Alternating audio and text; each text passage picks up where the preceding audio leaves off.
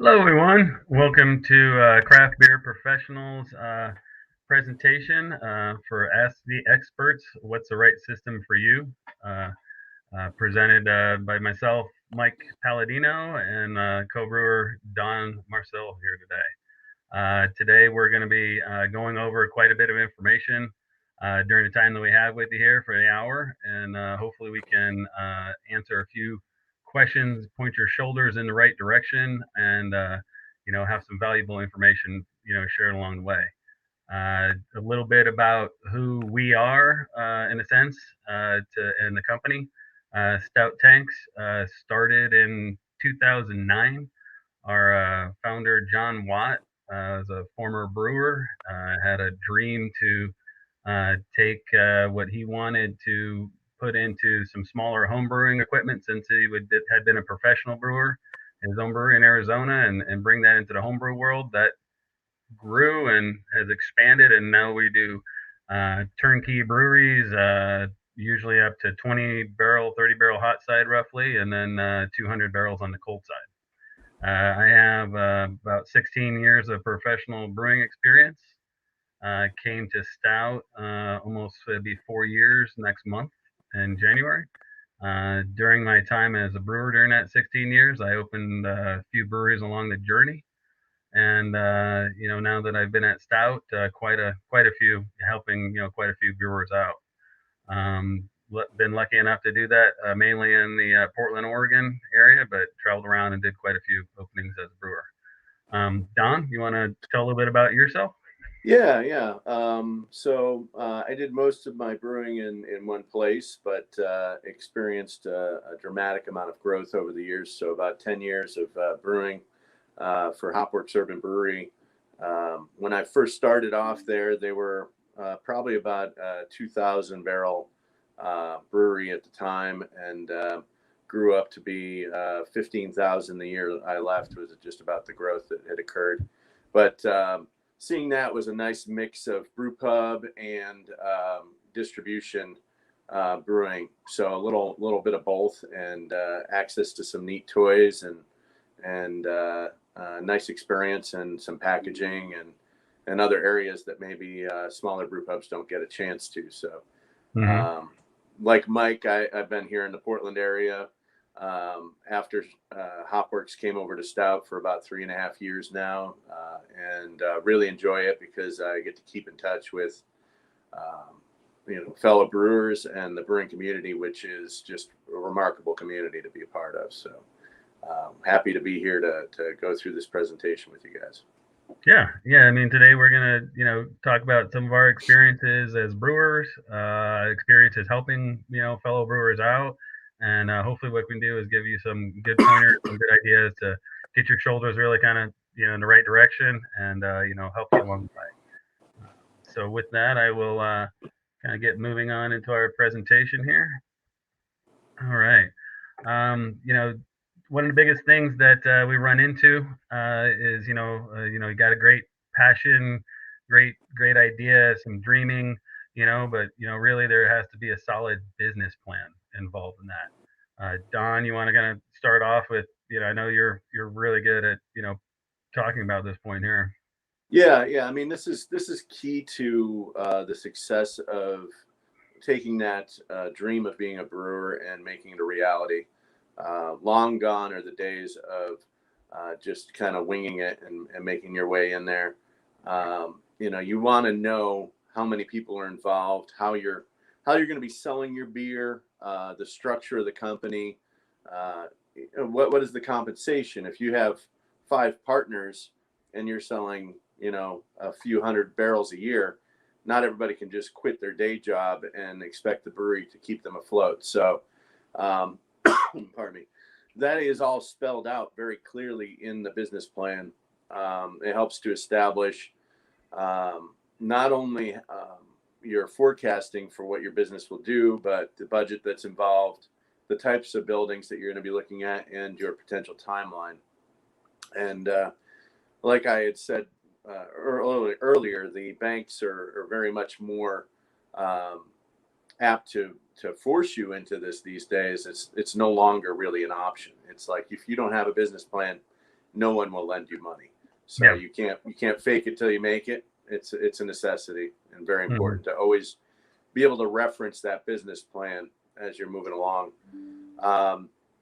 The other thing, though, is as you're moving along in the process, never be afraid to revisit and rebuild the business plan, because you could be very close to the end and all of a sudden have the rug pulled out from underneath you. Maybe you lost the building, maybe your funding has changed, maybe the whole scheme of the business, the whole desire to do a certain size or a certain amount of beer can change. So being nimble and flexible to roll with the punches.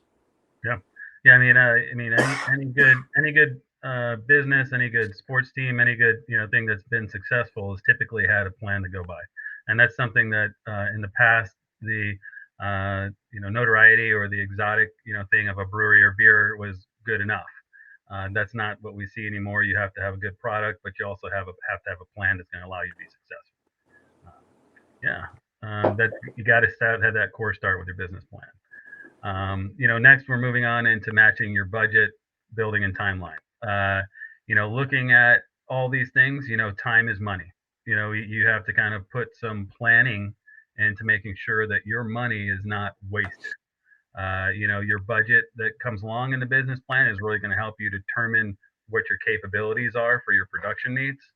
The needs that you are projecting is hopefully going to allow you to pick the right equipment with your equipment supplier if you're getting some good guidance. That's what Don and I spend a good portion of our time with, is trying to figure out, what some of these goals are, what the production goals are, what the building they have or the buildings they're looking for. Are there any constraints in those buildings? Typically it's a pretty decent amount of time from our first conversation with the brewer until they're ready to make that purchase, and then the time that they're going to take to do some build out and maybe some adaptations to the building and whatnot, as we either gather their equipment, fabricate the equipment, and get it ready for them. A lot of times what we're doing is listening to what your needs are. What do you want to do? What type of brewing are you doing? Is that building something that is capable of that? And then working with you to determine what the type of equipment needed in that space is. Don, I know you have so many brewers that have had very unique buildings lately. Some of them. What are some of the things you've run across? I see this is Little House, if I can read that right, on the in Connecticut there, your state, that does small, of course, Little House. They found the right location. Yeah, and that's a part of it. Maybe in their initial business plan, they might not have thought that they were going to set up like this, but in coming across that house and finding that was an area of good traffic, and working with your supplier, you can come up with creative solutions for adapting to your building, and that's a part of it too, because you can just not necessarily have to give up on a particular building. I mean, there are some times when you have to just walk away from it because there's too much involved, but in this case, a very elegant solution is just to do the stacking tanks, and they look nice, and they offer twice the fermentation space in the same footprint. So when you start putting it together, the numbers start escalating quite a bit. You start sitting there saying, whoa, equipment's going to cost this much, building's going to cost this much, and all that. But what you have to remember is that beer traditionally has proven itself to be a very lucrative business. I mean, we don't see the kind of double-digit growth that we used to see in probably around the 2010 to 2015 timeline. But what we do still see is a very healthy market in which you can carve out your little niche. And even with 9,000 and growing breweries across the United States, I'm sure we'll probably hit 10,000 next year, somewhere in that area. But when you look at that, there's still plenty of room for these neighborhood centric brew pubs. People ask how many brew pubs, when we're going to reach saturation. Well, how many bars are there? The brew pubs are very similar in that aspect, and they offer the freshest product you could ever imagine. So Mm-hmm. I feel like there's still going to be lots of people going into business, into the brew pubs. It's just going to be taking us back to a different time when the brew pub was just a huge part of the neighborhood. So, Yeah. Yeah, and um, I think the space and then the utilities that gives people, maybe the options that they didn't think they had available. We can kind of talk a little bit about in some of the other things, but a lot of times it is, talking to the person that you're getting some guidance from, whether it's a fellow brewer locally, hopefully your equipment supplier, a consultant, but also kind of thinking about the space a little bit more outside of the box. Utilizing as much space as you possibly can. Heat source. and before we go too into this one, there's one Yeah. thing about that last one. Just Mhm. on average, the 1.5 years of planning. The reason I put that on there to kind of throw out is just sometimes people will contact us and they will be like, "Well, I'm just at the beginning stages," and they, kind of down about it. And I'm like, everything has to start somewhere, and Mhm. a lot of the discussions that you have at the very beginning can save you a lot of time down the road. So it's always encouraged that even if you feel like you're far away, that time goes by quickly. So having the guidance from the get-go is important. Sure. Maybe you're still putting your business plan together, but after a discussion with one of us, you might start to realize that I need to be looking towards this direction for this type of building, or maybe the initial system that I am looking at, because I'm not necessarily a professional brewer. I think it's only capable of doing so much when really it's capable of doing much more or much less. So Yeah. that's where we kind of shine a light and bring a little bit of assistance there and clarity Mhm. towards the business plan. And um, we can actually help you understand the timelines involved and really get that plan together so that it's rock solid. So I think you hit the nail on the head there. You talked about, I mean, if you don't know what the timeline is, talking with, somebody who has experience is going to be able to give you some realistic, measures to go by. And then you can plan accordingly for that, because with one thing the small business owner really understands once they get the doors open is time is money, or even as they're trying to get the doors open, time is money. So you want your timeline to have some kind of ordinance to it, so that you can make sure your money is being spent wisely. Excellent job, Ava. The heat sources are really what's specific to your building. A lot of times we will we are definitely the industry leader in electric. I would say a lot of brewing in general, but we definitely are. Our main core of brewers tend to be electric brewers for a lot of reasons of the ease of installation, the efficiency of use, the low cost, and the precision that a lot of people like with electric, especially if it's something they're used to as a home brewer transitioning into commercial brewing. It tends to be something very comfortable. We also have direct or indirect fire gas, either natural or propane that really can do either one of those for you. Those tend to have more involved infrastructure for your building, some venting for safety and whatnot, and some HVAC that has to be considered. And then steam is the typically the larger breweries that tend to be most likely 10 barrels and above. Tend to be something that you can go to steam if it makes sense in that building, if that return on investment for that larger steam boiler and infrastructure that's involved with steam is going to make sense. But Don, I know you've brewed on steam. I've brewed on a lot of also hybrid versions of things where we have a gas kettle and a electric boil kettle, where you can kind of get a really nice best of both worlds maybe scenario for people. We also have some very unique builds that we've done for people that have Bain Marie style brewery with oils or whatnot used in the chamber for the heating as well. So, when it comes to buildings, I know, Don, what have you kind of seen more recent, I guess, with some of the builds that you've been doing? well, I think a lot of what we, like you said, about 85% of what we sell is going to be electric. Mm-hmm. I think for years, electric got a bad rap because the electric systems were put out there were less than satisfactory. The systems that we have are top of the line, have a lot of precision finesse capabilities, especially on the brew kettle for specific output, and are all UL listed. So you can easily go through inspections. And on the electric system, the only thing you have to concern yourself with is the steam being taken out of the building, or in some cases, we can even bring it down to drain. But the important part is just knowing that there's not one way.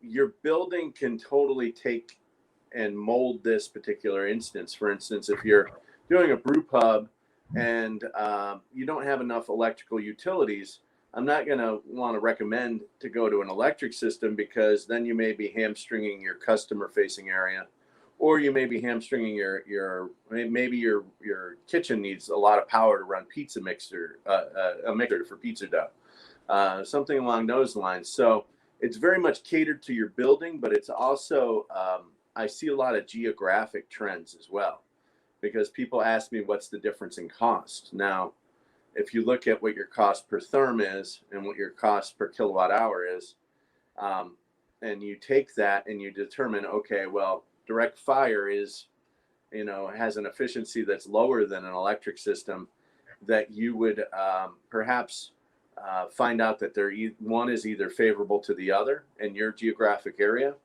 or be surprised that they're nearly a wash, where you look at it and you say, well, they're about the same. Then it comes into all the other factors that we discussed, like ease of setup. Brewer's preference is another. I know that a brewer, being a brewer, I know I had my preferences, and many others as well. So that is a huge variable in there as well. But regardless, having the communication going, I think we can come to a good decision, or at least a good recommendation on our part as to what we think might be a good fit for you. Ultimately, as the customer, you're in the driver's seat. Our job is just to kind of display the options and perhaps frame them in the right way so that you can see what might be the best one for you. Yeah, exactly. And I think that's another good point you made there. It's specific, really, to the building. So you can have an idea that you want to have an electric brewery, but if your building that you purchased does not have the capabilities of that, then you're going to have to adjust and look at what other options there are. And usually there's options. It all depends on how much you've planned. So again, that's doing a little bit of that 1 year, that 1.5 year, maybe roughly average time frame that we're talking with people. That's going over the options. That's talking with you about, once you've maybe looked at a building, if you haven't got into that building, you're trying to figure out about that building, we can talk to you about what some of the average, things that maybe, like Don Casio, with therms, maybe this much or your kilowatt hours, depending on what you want to weigh those back and forth. But again, very determinant on the building. Overall, the cost of most of the equipment is pretty close. The steam tends to be the higher ended cost on the equipment because of the boiler, and then the installation and maybe codes that you may have to, inspections, anything you may have to pass with steam. Direct fire underneath that, a little bit less, more common. Electricity, very, very kind of more simple and straightforward. Yeah, and on the electric systems, I usually mention, the controls are going to be more expensive, but the vessels cost less to make. Sure. And on the direct fire, or indirect fire, in direct fire, your vessels are going to cost more. Indirect fire, same, or direct fire as well.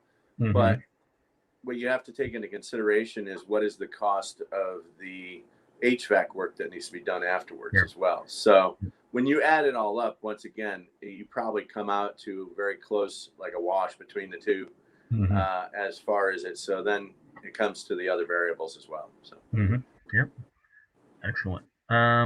So is this location right for me that you're looking at? We're going to consider the heat sources. Is that something you're going to weigh in there as you're looking at the building? You're talking, with your consultant, talking with people advising you, your equipment supplier. So there's quite a few things. This is something that you want to look at, is what is your business plan involved? Is that customer facing, where people are going to come in? Look at here. This is a great utilization of space. They're very much getting, a good amount of, they're paying you pay a price per square when you pay your monthly rent, lease, mortgage, whatnot. When you're using the vertical, you're getting more value out of that. So if you're looking at a space and trying to figure out if it's right for you, we can talk with you about the type of design we can do to make that good for you. When you talk about your business plan, is there enough customer space in that building that goes along with your business plan? If not, how can we make more customer space? Is it by design of the brew house? Is it by some of the things that we've used and maybe our experiences that can help you with maybe how you can use dual use areas? There's a lot more things that have been come to light because of the situation that we've all been in with COVID. But I think brewers are very good about adapting. So like when we looked about expanding, sometimes it's you think about always expanding volume of brewing, but now we're looking about sometimes expanding seating capabilities. We've seen things here in Portland that are pretty wonderful for the beer drinker, for the family, for the consumer, is having a little bit more space to have spread out. Sometimes that's putting some outdoor seating. We've seen there's been more acceptance in having those things permanently allowed now by the city. Not every place has that, but sometimes you can kind of take advantage of either having equipment that you could move out of production area once your day, and then use that area for some more now seating some customers, or whether that location can have some better spots for distribution. Don, you dealt a lot with distribution. I know sometimes there's some conversations that we have with some of our brewers that talk about doing a lot of outside distribution, but once we talk to them and look at the building they're going into, we think that that may not be the right fit.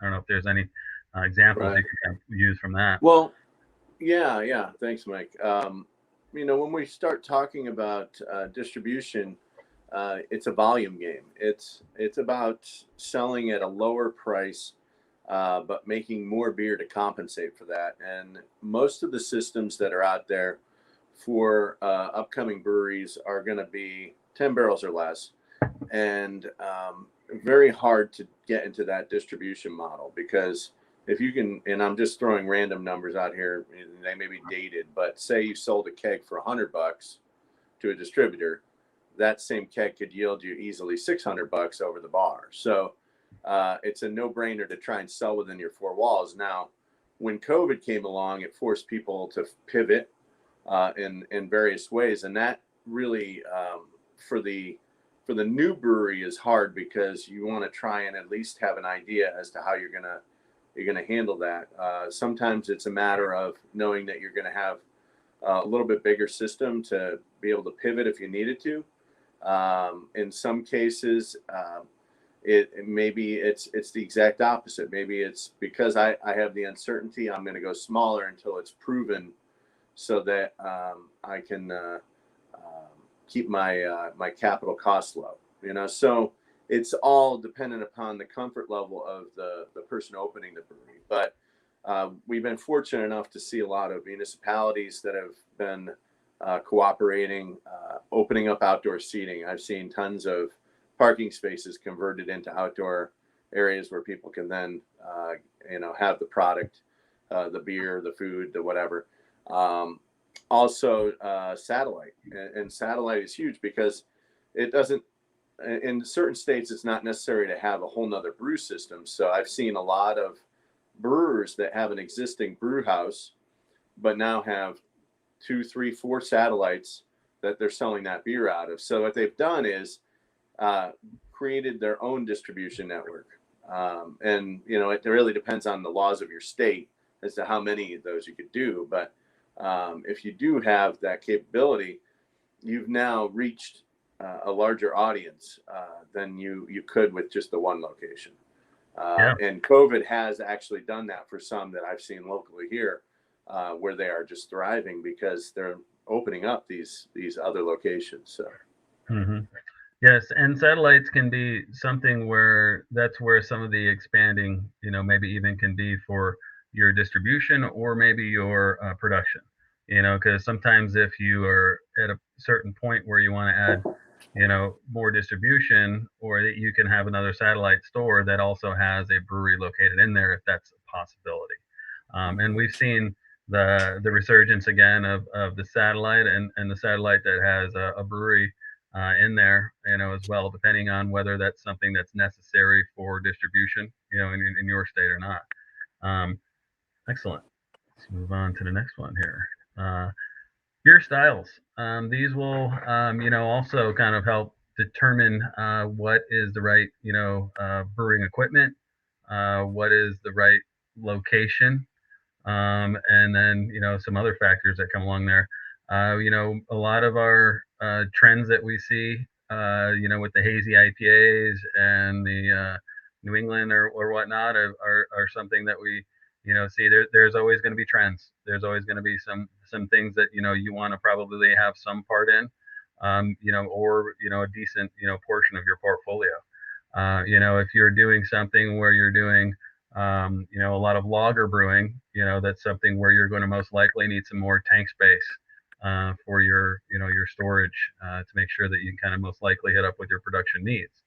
If you're doing more ales and turning things, more in a 2-weekish kind of turnaround, then that location can have a little bit smaller of a footprint for you.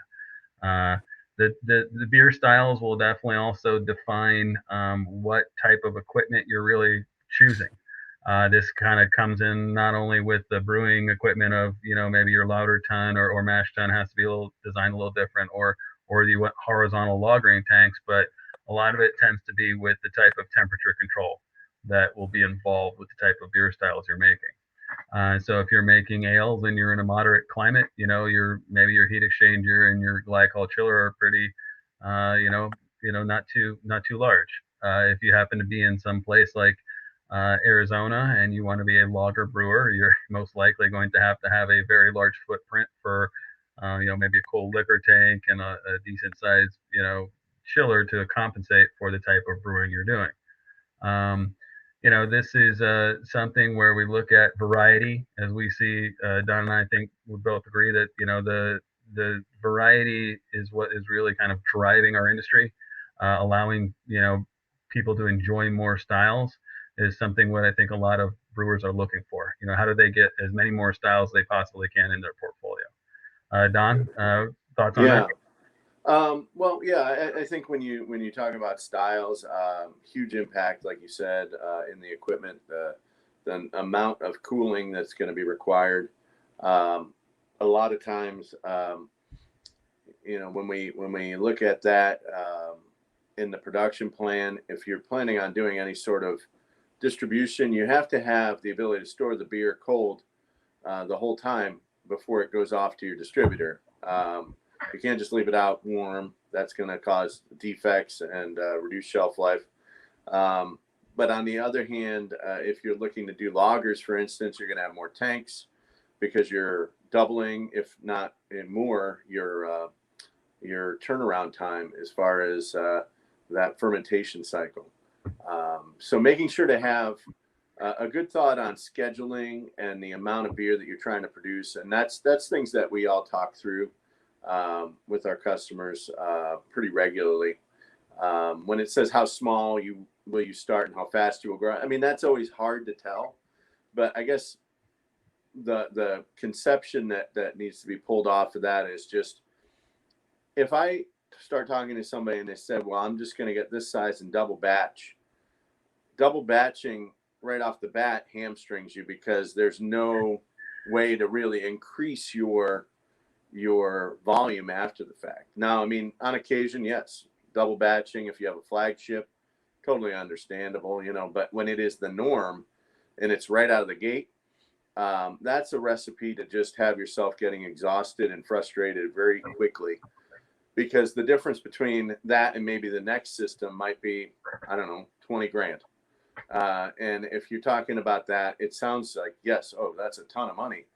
But in essence, when you have the business plan to support it, that the return on that investment is pretty quick.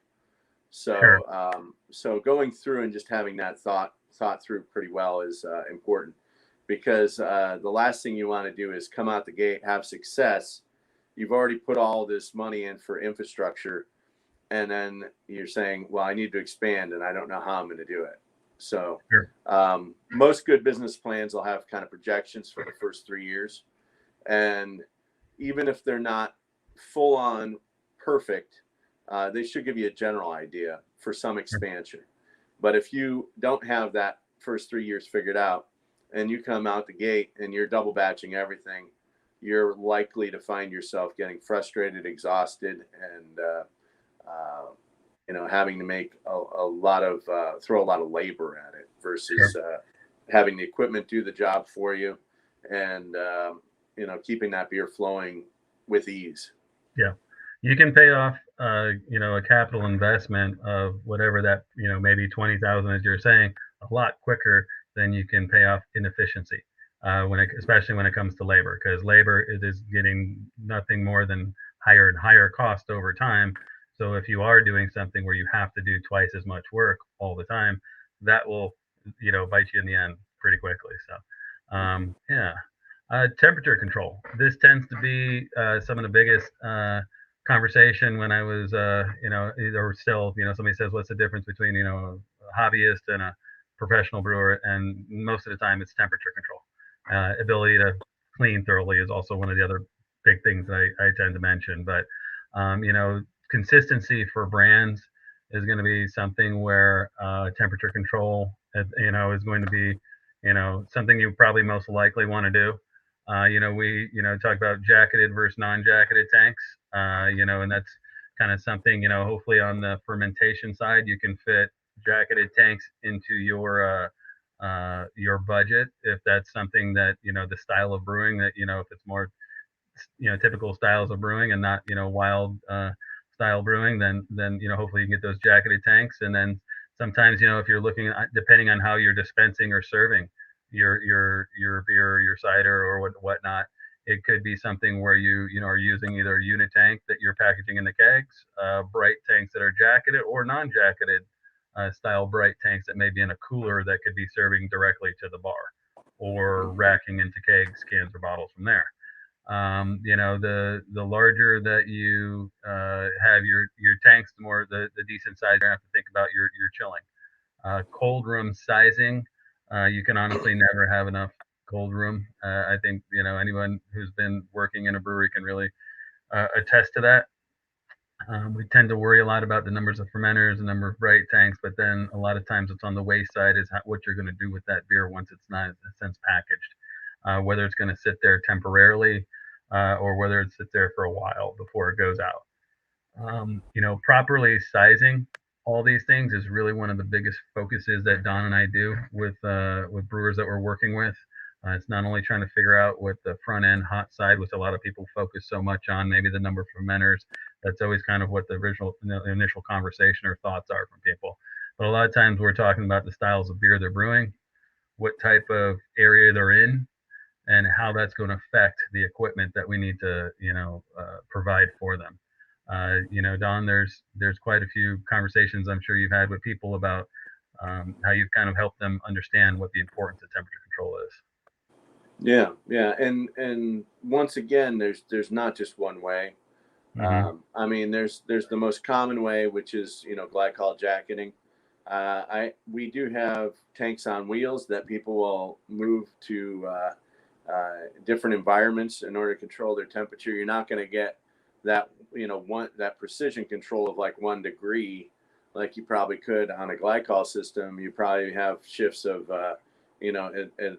up to 5 degrees, I would say, if you're doing environmental. But these days there's people using Kveik yeast, and I know actually doing quite well. But that goes back to the business plan. Like if that's the style that you're going to be making, great. And if you know that that's the style your customer's going to be buying, that's great. But if you are looking to have more latitude and more capability, then a glycol system is definitely well worth it. The cold room, Mike was totally right, because you're going to be storing hops, you're going to be storing your finished product beer, and you probably be serving off of it. So a lot of people will back up their cooler to the bar so that they can just put faucets directly out. That's probably one of the most common things I see now, because people don't want to have glycol insulated lines running 30, 40 feet, having loss that comes from that as well. So that is another trend that we see. And then proper sizing the glycol system.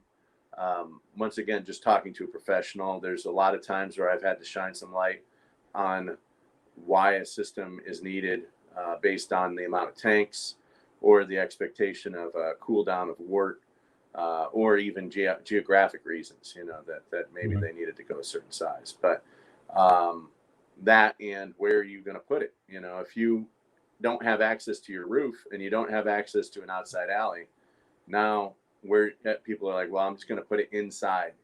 That might work for a very small, limited chiller that can do, a couple tanks. But if you put one of those big guys in there, you're expected to have about 8,000 cubic feet per minute of makeup air. And you're going to start shooting a lot of heat through there. But so that's why we have these discussions. We walk through all facets of the quote and kind of get you to the right system. So. Yeah, I mean, you made a point there, and I think something that you don't want to limit yourself most of the time when you're brewing. Unless you're just only going to be a specific, specialize in a specific yeast or specific type of brewing. Most of our breweries that we've seen successful have, kind of everything under the sun.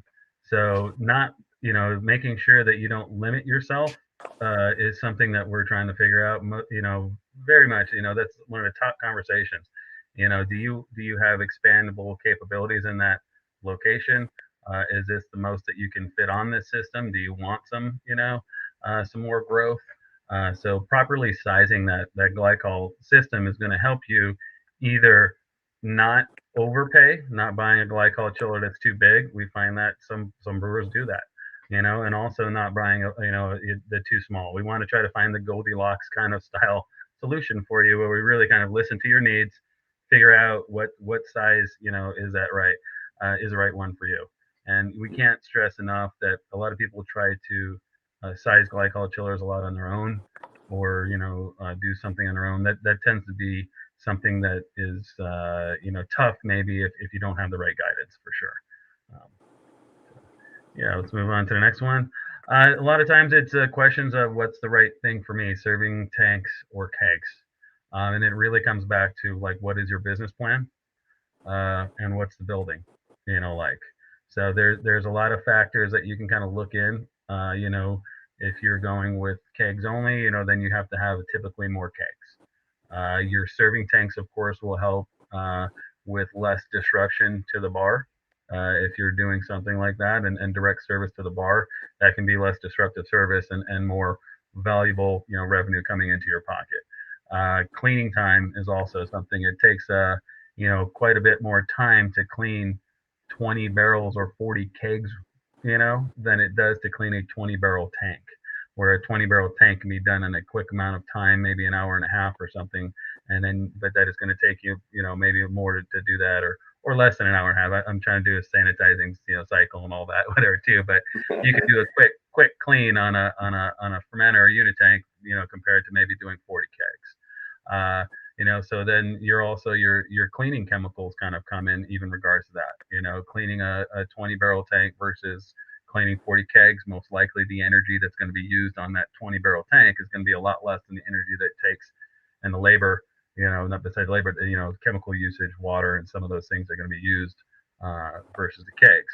Not everybody can have the wonderful serving tanks, so that's where we kind of look at saying, okay, you do have kegs. Some of the necessary evils you're going to have to find is keg cleaning becomes part of the equation. So that becomes a big conversation, and that becomes something that can suck up a lot of time and wasted labor if you have inefficient keg cleaning regimens. If you don't have maybe an effective keg cleaning washing machine, or if you're doing it manually. So your cold room can be very much affected by that. Don, I know you've worked in cold rooms that have both combination of serving tanks, kegs. You had a big rebuild that kind of changed that. So I know your opinion can be, very valuable here. What would you say about these? Yeah, I mean, if you have the budget, I love serving tanks. I feel that there's a lot less loss and ease where you don't have, especially if you have an upstairs and a downstairs, and the bartender has to keep going down and changing kegs out.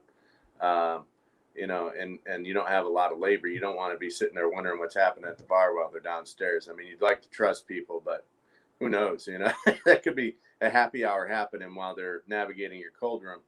But yeah, I think that this topic is something that you go into so much depth. I think we just wanted to kind of bring the idea that our customers are, you know, majority of our customers are going to probably use kegs from the get-go for budget reasons.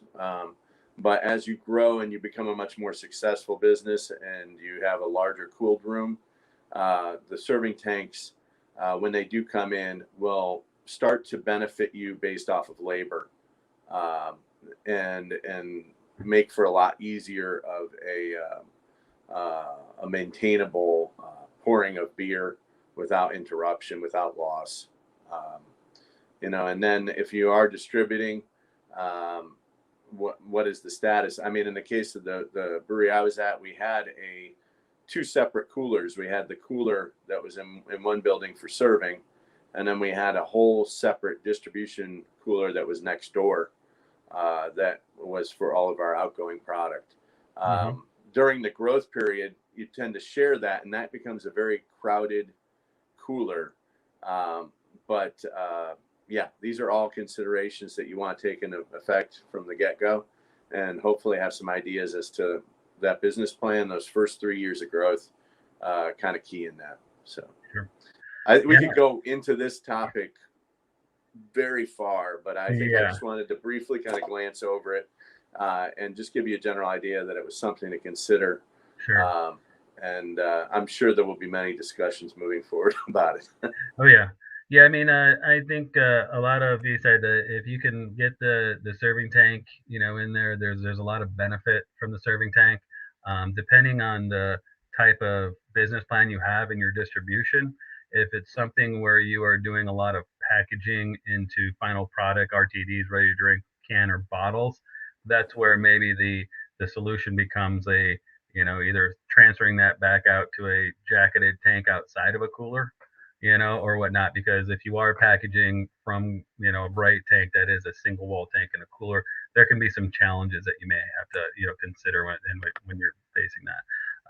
Not that it can't be done. It's just a little difficult than, like you said, the precision of maybe a 1 degree temperature control the way you do on a jacketed tank compared to a single wall bright tank. Just a rule in general, I think, you know, I think I've been, you know, doing this for enough time where I think it's around a 5 barrel single wall bright tank. In a sense, a lot of times when you're at that size, if you can get that 5 barrel in, that tends to make a lot more sense to me. When you're below 5 barrel, that it sometimes the keg is kind of more the thing that fits in a lot of people's budgets. Just as a rule of thumb, not something that has to be, you know, carved in stone as a, you know, rule that people have to follow. You know, getting back to, you know, looking at, you know, what we've kind of, you know, talked about here is like really kind of looking specifically, you know, at what your individual business plan is really going to be, and some other things. You know, Don, you know, you're so well about like listening to what people have to say, kind of taking what, you know, their thoughts are, and then really coming back and giving some options. See, these are some of the options that we talk about quite often with people. A lot of times when we're having that initial conversation, somebody wants a fully automated hard pipe system, rakes and plow, you know, and all the works. This is a beautiful system, you know, that you helped Pablo out here with here. And that was really actually what fit into his building. It fit into his budget, and it fit into his business plan, you know. So you want to talk a little bit more about, you know, what the options that we kind of can help people with? Yeah. I mean, having the sizing correct is all part of the discussion. Working smarter, not harder. You know, that old saying is key to everyone. Automation, you know, this is a combination of budget and personal preference. In some cases, I've had it where it's geographic. For some reason, a lot of people on the islands, they want automation. I have somebody in Hawaii, I have somebody in Bermuda that both have very automated systems, where they can remotely check in over Wi-Fi. And that's just because you have one or two highways on these islands. And even though it's not very far, it's a long time to get from one side to the other if need be. So keeping that in mind is important. That's a feature that typically can be anywhere from 4 to 7,000, depending upon the options difference. And that changes a little bit depending on the size of the system and the heat source. So hard piping comes in as a great option for consolidating everything into a space and not having a lot of hoses to trip over, having set pathways that allow you to train people easier. That it aesthetically looks beautiful as well. Rakes and plow, I think just depends upon whether or not you want to have a gym membership or not outside of the brewery. And some people will hire some young person to do all the grain out and all of the stirring. But for me, I think if I had a nice system, I might want to have that rakes and plow. I think it's a great feature, but I would always look at the business plan and the budget and see if it makes sense, because in essence, most of our systems don't have rakes and plow because the initial brewing of once, twice, maybe 3 times a week, it's not unbearable to do a manual stir. The big bane of the brewer's existence is the grain out, which I believe those systems, that are elevated, the hard pipe systems, a lot of our systems that are at the 3.5 barrel and up, have a lot of height underneath to get those vessels in there for grain out very easily and hoeing out the grain. So I think that's a nice feature to have. But once again, it's all about that plan. It's all about the money that's coming in. But you can easily get a return on investment because beer, as we know, is very successful. So just planning accordingly. And that's why we have to say there is more than one way. There is not just one way to do it. And it's something that I think I've learned over the course of time is to just listen to the customer and their needs and to really be there to make a good recommendation. But ultimately, if they want to go a certain direction, just make sure that it's done as well as it can be. Yep. And that's again, I think that's a great ending point there. That there is more than one way. I've seen so many different options done. And I think that's what Don and I really pride ourselves on doing. Stout, itself is really, that's what our kind of one of our core values is to really kind of give people the right information, and guide them in the right direction. So what we do here is just like a continuation of our passions, of craft beer, communicating that passion and spreading that knowledge, and sharing it, is what we did as brewers. And we're continuing to do it again, still as we, continue our journey as brewers, kind of now doing more of helping other brewers, at this point of our journey. So, with that, I think that kind of wraps up most of the presentation. If Andrew, I think if you're still behind the curtain there, if there's any questions that we can, help with some of the brewers, if they have any questions that we maybe haven't already rambled and covered already. Well, once again, it's a pleasure always having you, Mike and Don. You guys are great. I appreciate it. I love the matching shirts too. I got to ask, when do I get mine? How many of these little Zoom-like things do we have to have till I earn my shirt? We're gonna I think we can kind of nudge Aaron and see if we can get something done for you. I don't know. Are you a hat guy, a shirt guy? I'm more of a shirt guy than a hat guy. I've got a lot of hair that doesn't always fit under a hat, so make do. Yeah. But we did have a couple people who reached out to me because they couldn't make it today, so I want to throw a few questions your way that they submitted. Yeah. Now, the first one was, what are your best equipment suggestions for a building with low ceilings? Typically low ceilings, for heat source, most likely, I guess, without knowing too much more, but just besides low ceilings, I'd say electric would be my initial thought, because gas tends to have kettles up higher. You need to have more hoods or venting that's going to take away with that.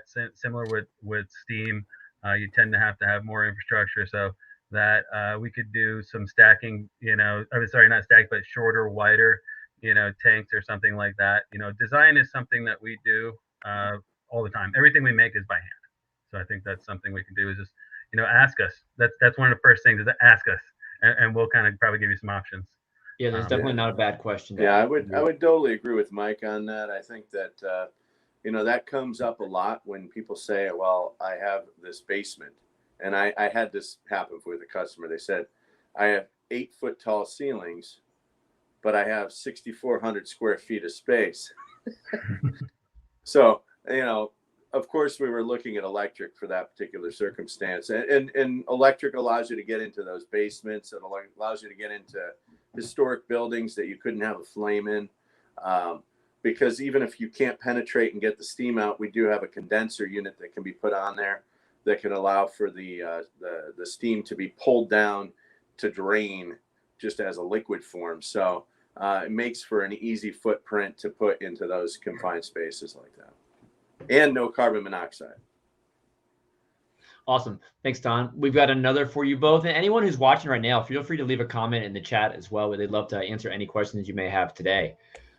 But the next one we had submitted, what would you recommend when deciding between using serving tanks or kegging everything?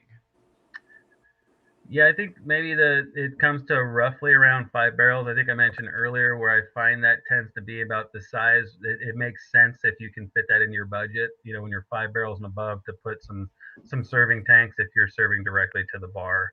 Not everybody can fit that in at the beginning, and that's something we like to, help you. You can kind of, once you get to know what your fast moving brands are, at that point, maybe then you can decide, now I've got more cash flow. Let me alleviate some of this kegging. Let me alleviate some of this disruption to the bar, and let me fit that 5 barrel or 7 or 10 barrel serving tank for maybe those 1 or 2 really fast moving styles that you don't want to have disruption to the bar. I think would be it. Yeah, I think the business plan is key there, because it's going to be based off of your traffic. So if you have a smaller tap room per se, you may only be kegging a certain amount and serving that off because you have kegs going elsewhere. So a lot of it is location, and the thirst and wonder of your customers there. We've got another follow-up that ties really nicely to that one. I'm sure there's a lot of factors that go into this, but the question is, what is the best way to predict barrel per year production? Yeah, I can take that, Mike, if you want. Yeah, want to jump on that one? Yeah. I think there's been a lot of rules of thumb that have been thrown out there. One that I tend to use a lot is based off of, we talk to people, find out what their square footage is. When you look at your business plan, even if you don't have a specific building, you'll probably have some square footage in mind. You're going to favor the customer facing area a bit more than you will the brew area, because that's what pays the bills. So I would assume that at least 60 to 70% of the location is going to be customer facing. Once you have that square footage, kind of determining an occupancy number, and then figuring out whether or not you're going to be serving food or not, because the food is a big deal. And as much as it's a hassle, it's going to add to the amount that people will consume in the way of beer. So for tap rooms, without food, you're looking at maybe 1 to 2 barrels per seat annually. And for establishments with food, anywhere between 3 and 5. And that really depends on the fare that's offered. So if you have just food trucks, maybe assume closer to the lower end of that. Yeah. If you have like a full-on kitchen with a lot of options and you have plenty of traffic coming in, assume towards the higher end. So, one thing to kind of just add on to what Don said, a lot of times it's hard for people to maybe gauge what they really want to do. A lot of us do what we see somebody else doing that was successful, especially as brewers.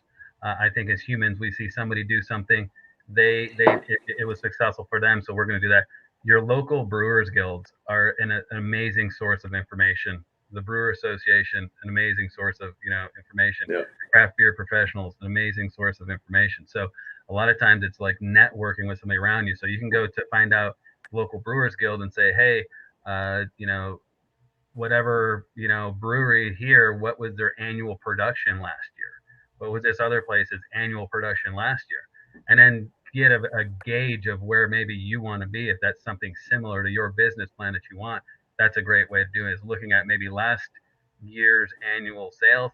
Right now, those are kind of tough to go by because some brewers are doing amazing because they were able to adapt to COVID, and and so their numbers are very inflated compared to maybe the years before. Because, as we all know, I think our craft beverage consumption has been very high lately. So, Yeah. any No, that's great. for any Yeah, more? having those resources is definitely good. Yeah. I have one final question someone has submitted, so we're gonna hit that one real quick, and it is: Sure. do you offer any on-site training after the equipment's installed?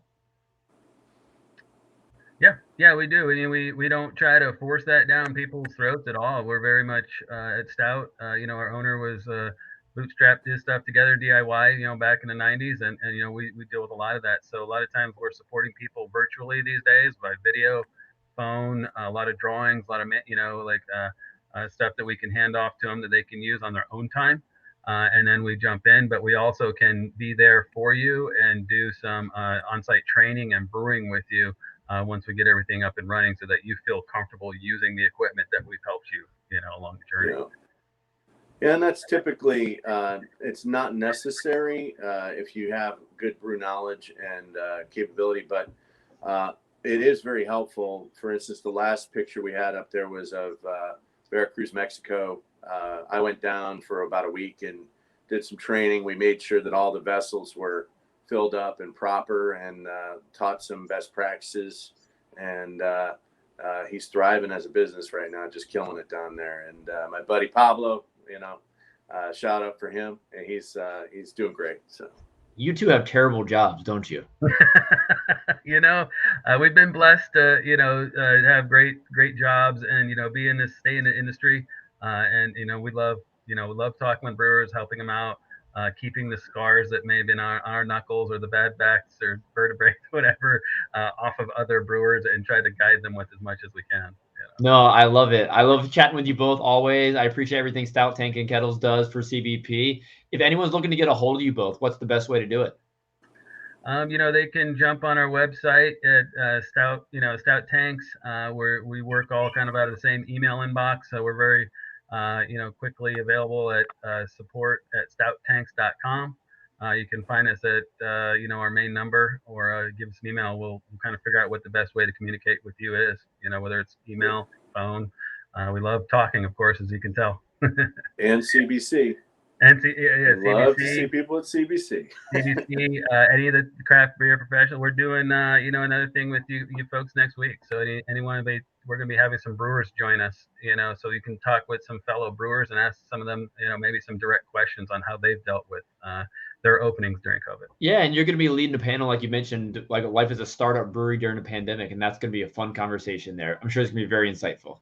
Yeah, we've got 3 brewers. I think people are gonna hopefully get some really good information from their experiences. Awesome. Well, I appreciate you both again. Enjoy the rest of your sunny day. I'm stuck with a rainy one here in Virginia, but hope to see you in person before too long. See you, Mike. See you, Don. Sure. Bye, everybody. It's our pleasure. Thank you. Thanks, everyone. Cheers.